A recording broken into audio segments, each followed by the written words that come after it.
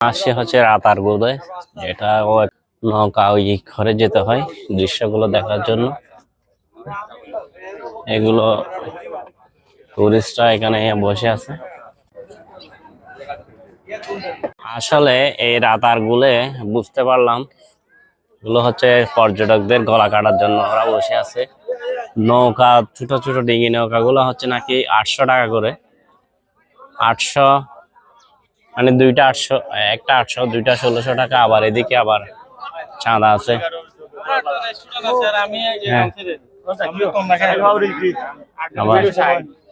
একটা টিকিট কত করে এদিকে? 57 টাকা, এদিকে আবার 800 টাকা করে টিকিট। আমরা ভার্সিটিতে পড়ে আর কি 860 টাকা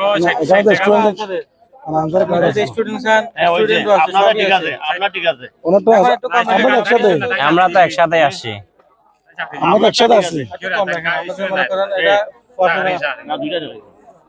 দুটোই আছে। আমরা মানবিক একজন মানবিক নিয়ে আসছি আমরা, বুঝছেন? আমাদের সব আছে। 200 টাকা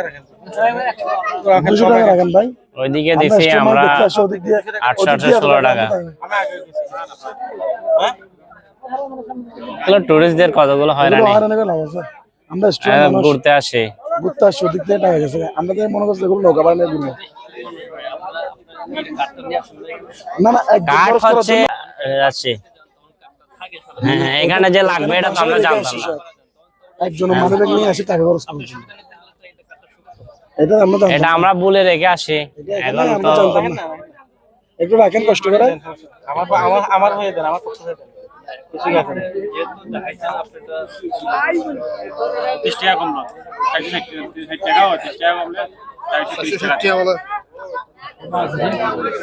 অবস্থা এখানে আপনার মতামত কি?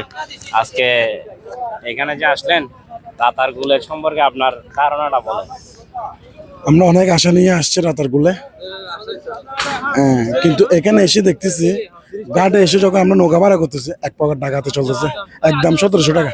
4 জন করে যাইতে পারবে একটা নৌকাতে, 1700 টাকা করে, 2 নৌকা 1700।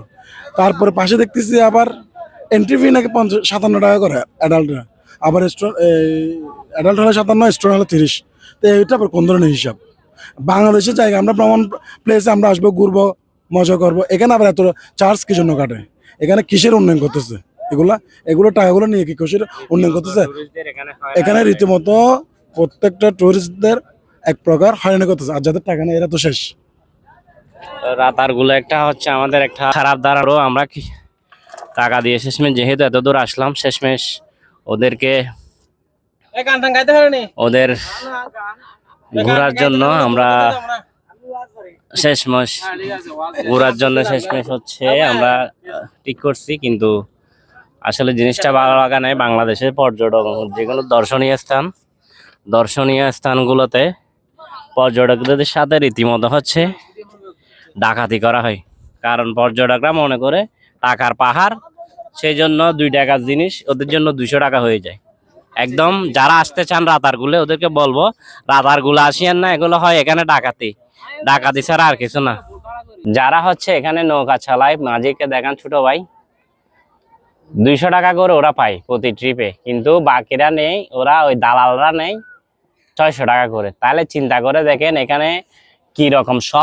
সবখানে বাংলাদেশের সব সেক্টরে এই দালালরা ভরে গেছে। দালাল, এই চোর বাটপাটদের কারণে হকের যে টাকা ওরা পায় না, মধ্যস্থকারীরা মাঝখানে বসে বসে এই টাকাটা কি খেয়ে ফেলে। যেমন ইলিশ মাছের কেউ চাষ করে না, এই ইলিশ কত করে? একটা 2 কেজির ইলিশ হলে একটা 2 কেজির ইলিশের দাম কেজি প্রতি 2500 টাকা। একটা খাসি ছাগল থেকে বেশি হয়ে যায় একটা ইলিশ খাইতে গেলে। আর ইলিশ কার বাপের টাকা দিয়ে চাষ করে? কিন্তু বাংলাদেশে এই টাকাটা খায় কারা? ওই যারা জেলেরা 2 টাকাও পায় না। মাঝে ওই নৌকার যারা ট্রলার মালিক, গিয়ার মালিক, আড়তদাররা মাঝখানে বড় ওরা খেয়ে ফেলে। ঠিক সবখানে বাংলাদেশে চোর বাটপাটদের কারণে ভরে বাংলাদেশে কোথাও যেতে ইচ্ছে করে না। বাংলাদেশে ঘুরতে গেলে যে টাকাটা কি খরচ হয়, ওই টাকা দিয়ে আপনি চাইলে বাইরে থেকে আরামসে ঘুরে আসতে পারবেন, অন্য দেশ থেকে ঘুরে আসতে পারবেন।